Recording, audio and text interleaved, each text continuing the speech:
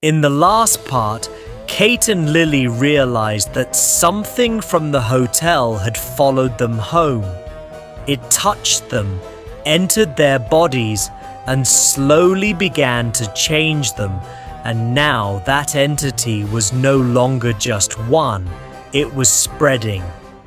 Now, the story continues.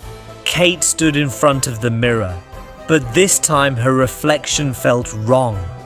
Dark shadows had formed under her eyes, and something else seemed to be looking out from within her.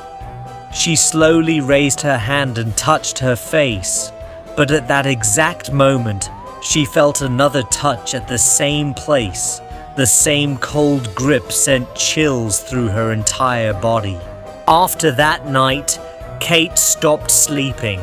Every time she closed her eyes, she saw different faces, people she did not even know, but behind each one stood the same shadow. She slowly realized she was no longer connected only to herself, but to everyone that entity had touched. One night, a sharp pain hit her mind, and she saw visions. A man sitting in a dark room scratching the wall, writing "Someone is touching me." Then suddenly he grabbed his own throat, as if something inside him was choking him. Kate woke up screaming, but this time something had changed in her room. The walls were breathing slowly, as if alive, and with every breath, whispers echoed, "We are many now. We are everywhere." Kate stepped back in fear, but suddenly her phone turned on by itself and multiple unknown calls started coming in. She picked one call and heard nothing but breathing. Then the same voice, "You cannot stop us." Her hand trembled. She threw the phone away, but the call continued on speaker. The next day, Kate decided to find a way to end this. She searched old records and discovered that this was not limited to that hotel.